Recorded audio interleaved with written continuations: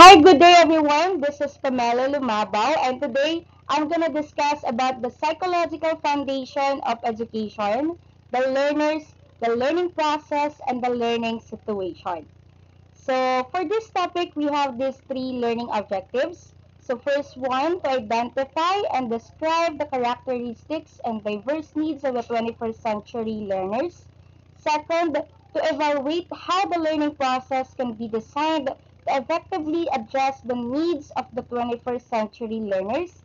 And third one, to propose strategies for creating a supportive and innovative learning environment that fosters engagement and success among the 21st century learners. So without further ado, let's start.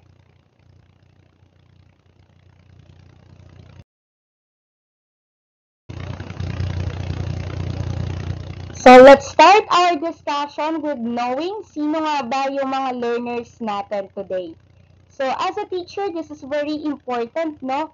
Na dapat kilala muna natin sino nga ba yung mga tuturuan natin. And usually, ito naman talaga ginagawa natin before the start of our class or before the start of the school year, before talaga natin turuan yung mga bata, dapat nagkakaroon tayo ng introduction or you have to introduce yourself first.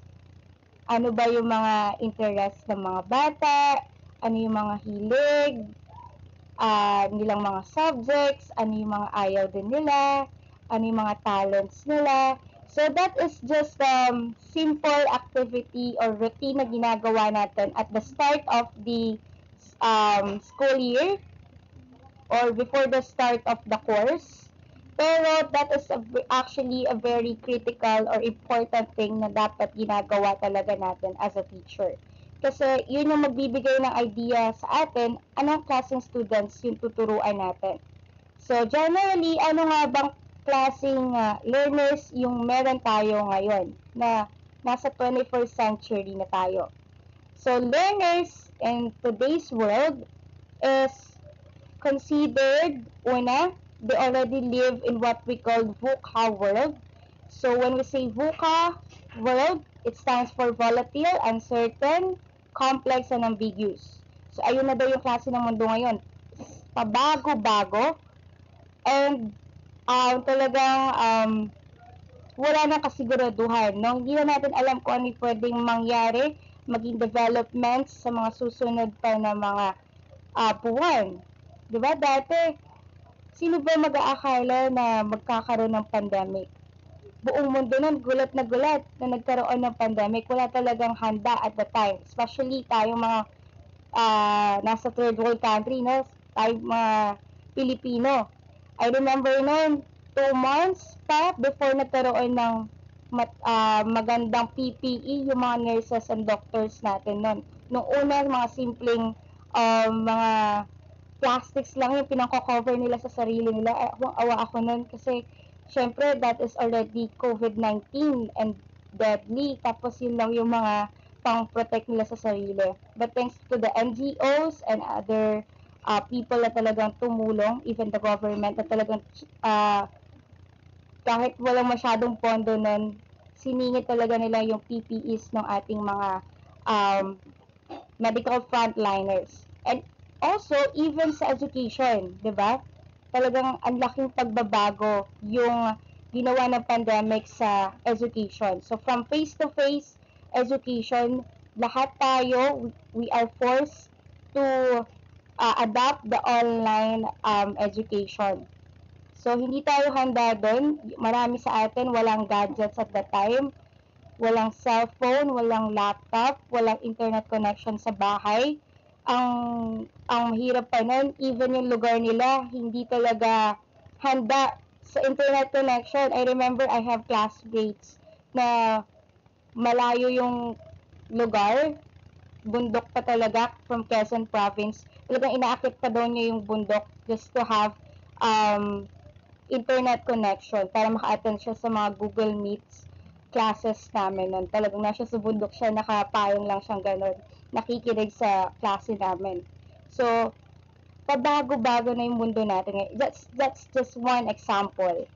No? Another is that because of the pandemic na yun, grabe din yung pagbabago sa technology, right? Ngayon may AI na tayo. Actually, sabi nga nila, yung 2030 pa daw na mga technology ay nangyayari na ngayon, 2021 pa lang. So, grabing advancements yung nangyari because of the pandemic. Lalo na sa AI, right? So, we have already the chat GPT na kung magaling kang mag-prompt, talagang maipapalabas mo kung anong gusto mong palabasin. So, yun. Our learners already live in VUCA world or pabago-bagong mundo. Next, also, the learners today are considered as tech-savvy. So when we say tech-savvy, they're very genius pagdating sa technology. Talagang alam na nila yung mga pasikot-sikot. Mas maalam pa sila kesa sa atin, no? I have students na grade 9 pa lang, pero grabe na mag-edit. Makikita mo, papakita sa'yo, meron silang mga TikTok accounts na mga thousands yung mga subscribers and likes at kung ano-ano mga video edits yung ginagawa nila doon at sobrang galing nilang mag-edit. And they're already considered connected dun sa isa't isa no matter kung ano man yung lugar nila. No? Meron sila mga friends from Japan, from Korea, from America. Nakilala lang nila yan through social media. Like for example, Discord. Meron silang ganun.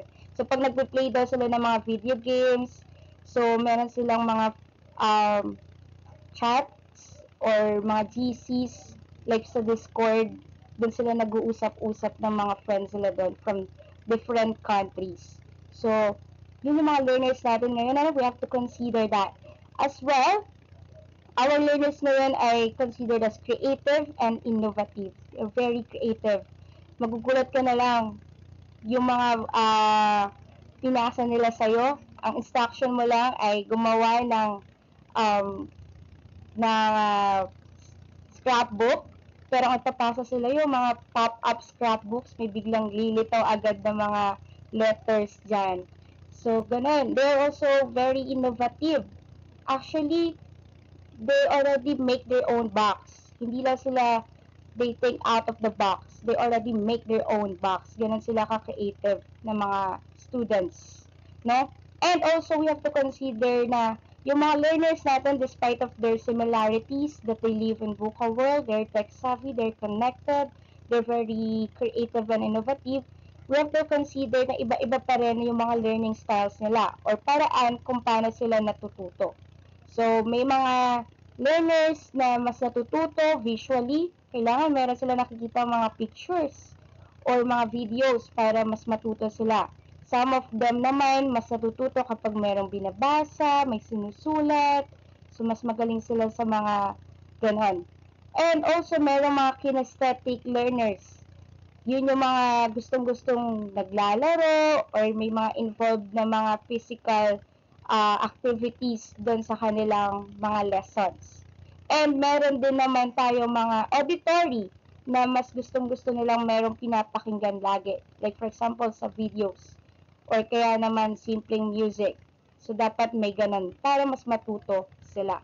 So, we have to consider that para alam natin kung paano nga ba matututo na effectively yung ating mga learners.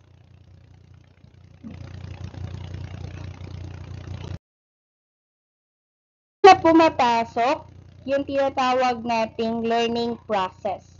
So when we say learning process, this involves various learning methods and strategies to cater our students na gaya nga na sabi natin kanina ay iba't ibang pangangailangan and already considered as 21st century learners. So, punta muna tayo dun sa mga strategies na pwede nating gawin during the learning process that will cater our students with diverse needs. So, una, differentiated instruction. So, dito, from the word differentiated, pwede tayong magbigay ng iba't ibang klaseng activities.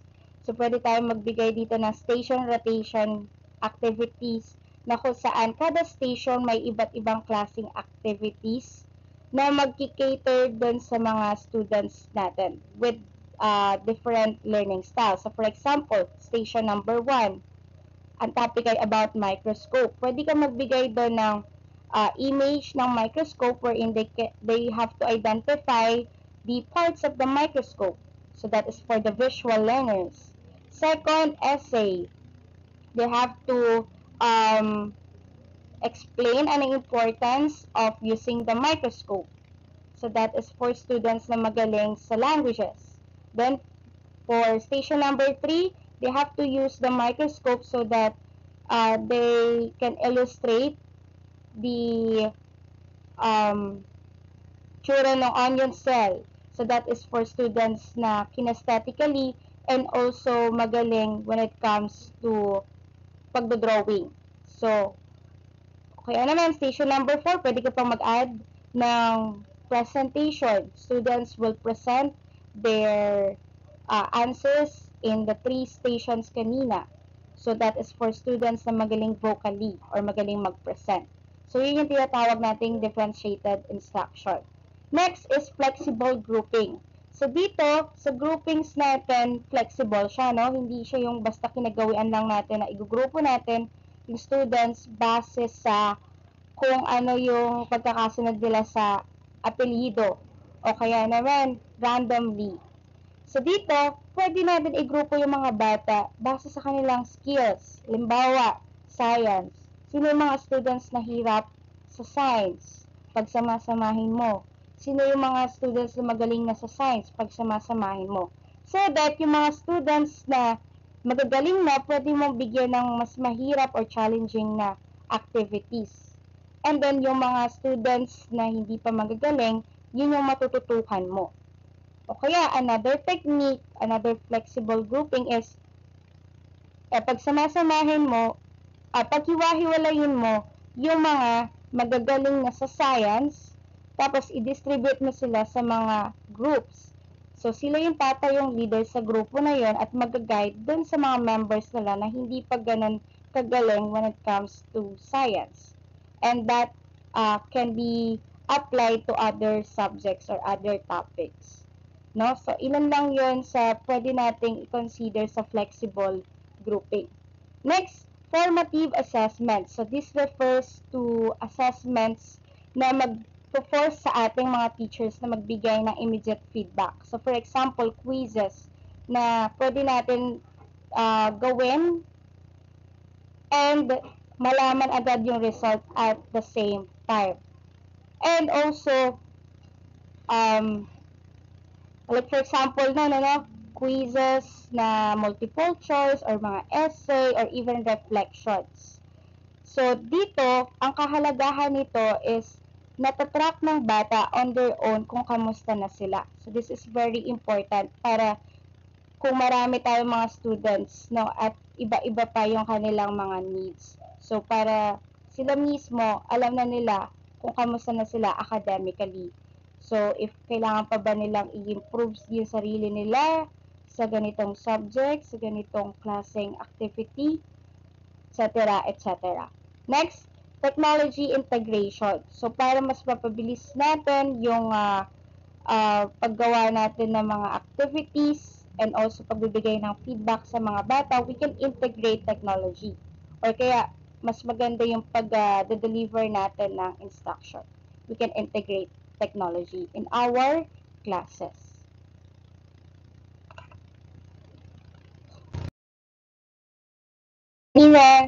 Kanina nakita natin that learners have various learning styles that we have to cater of through various methodologies.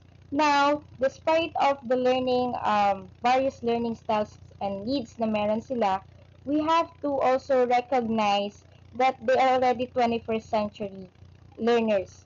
So therefore, as a teacher, it is also our responsibility to integrate methodologies and strategies para magkaroon sila ng 21st century skills.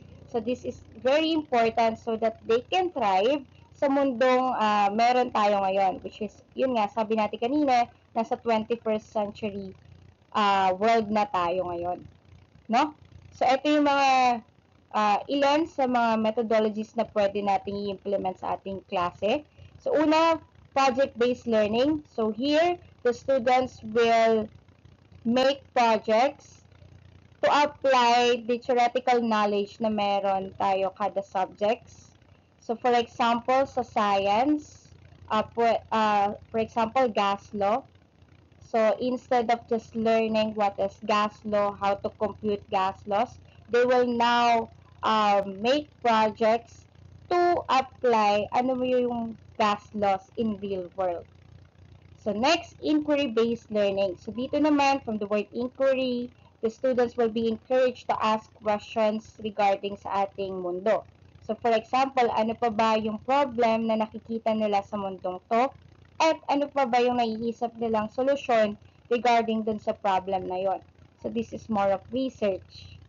Next, sa scenario-based learning naman, dito, pwede tayo magbigay ng iba't ibang scenarios wherein the students have to make a decision or make solution based dun sa scenarios na binigay natin. So, for example, sa earth science, instead of just teaching them the theoretical knowledge regarding earth science, pwede mo silang bigyan ng scenario na eto na yung mundo natin ngayon. Ngayon, it's for you to make a solution regarding sa problem natin sa earth. No, for example, sobrang daming kalat. Ito yung mga existing natin na mga solutions. Pero nakikita natin, it's not effective anymore. So, for you as a citizen, ano yung pwede mo pang maibigay na solution para mabawasan natin yung kalat sa ating lugar or sa bansa natin. So, that's scenario-based learning. Next, technology integration. So, of course, gaya ng sinabi natin ngayon, the 21st century world is already advanced in technology. So, our students have to be advanced then when it comes to technology. So, tayo, as a teachers, hindi naman tayo lumaki sa mundo na talagang advanced sa technology. But we have to adapt sa advancement sa technology so that matuturuan din natin yung mga bata na maging advanced sa kanilang technology. So, malaking responsibility natin when it comes to integrating the technology. Kasi minsan, hindi na tayo nag-integrate ng technology kasi hindi natin alam mismo as a teacher kung paano gumamit ng different kinds of technology. So, we have to expose ourselves in different kinds of technologies na pwede nating i-incorporate or i-integrate sa ating mga lessons. So, next. Ayan, and lastly, the learning situation. So, when we say learning situation, this just refers to the environment na kung saan learning takes place. So, because of the pandemic, napatunayan natin, diba, that learning can really happen anywhere and anytime. Kaya nga yung ibang schools talagang inadapt na nila yung blended learning na kung saan may ilang araw sila na face-to-face lang, tapos may ilang araw din sila na online classes. But regardless of whatever kind of learning yung the environment yung meron tayo, kung blended ba yan or full face-to-face or full online, ang pinaka-importante naman dyan ay merong psychological safety yung learning environment natin. So that means yung mga bata, they feel safe to learn. They feel safe to make mistakes. They feel safe to explore. They feel safe to express their ideas. They feel safe to be more creative. So sometimes kasi tayo mga teachers, masyadong maraming instructions na kailangan sundin ng mga bata. Though may mga ganun talagang pagkakataon na dapat masunod nila yung mga instructions na yon so that ma-achieve nila yung certain learning objective. For example, sa experiments, so kailangan talagang masunod nila yun para maging successful sila doon. But then, aside from that, allowed our students to explore. Allow our students to be more creative, to think out of the box, or to make their own box, diba? Kasi ako, I'm a very constructivist teacher. I'm always thinking my students can construct their own ideas. Tayo nga, nagawa natin yung mga different theories before na kung saan pinag-aaralan ng mga students natin ngayon. Of course, kayang-kaya din ng mga students natin gumawa ng mga ganong klaseng ideas. We just have to make room for that. Allow them to explore the world, to explore the topic on their own, and make own meaning sa kung ano yung mga topics na yon. And also, I'm very progressivist teacher. I always try to connect the topics in the real world. Kasi ako nung nag-aaral ako, halimbawa, pag hindi ko nakikita yung connection nito sa real world, parang wala akong interest doon. Kasi iniisip ko na parang magagamit ko ba ito sa totoong buhay? So, ako as a teacher now, I really try my best to connect the theoretical knowledge into real world. Ano ba yung importance nitong inaaral natin na to sa totoong buhay? So, as a teacher, kailangan maipapakita natin sa mga bata, ano ba yung kahalagahan nung knowledge na yon sa totoong buhay. So, allow them to see that on their own or tayo mismo yung magsabi. No? Next is yung flexibility nga. Yun nga, nakikita ko naman ngayon yung mga schools, they are very flexible. Di ba? Pagka may bagyo, so pwedeng mag-online muna tayo. Or kaya, bigay na lang natin yung module, gawin nyo muna yung activities na to. So, may mga schools na din talaga na blended talaga, no? Or pure online, even dito sa Pilipinas. So, mahalaga that we're very flexible when it comes to learning environment. So, that's all for my topic.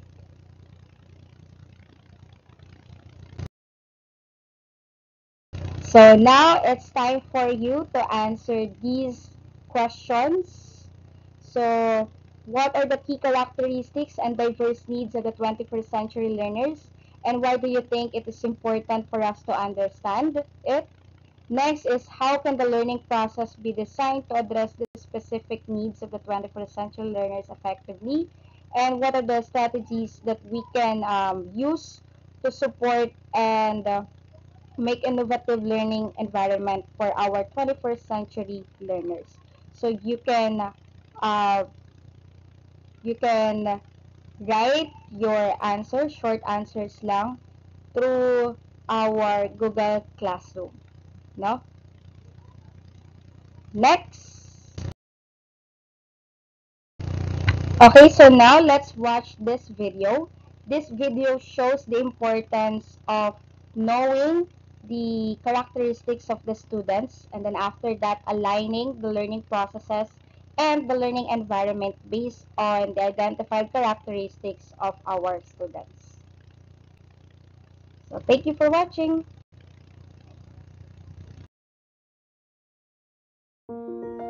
Look at all these great volunteers. Go ahead.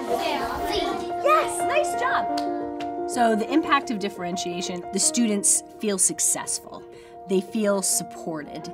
They know if something is difficult for them, there's something that's a little more in line with their strengths coming up soon. So it really makes education fun and approachable. I really think it's the most effective way that I have seen to teach.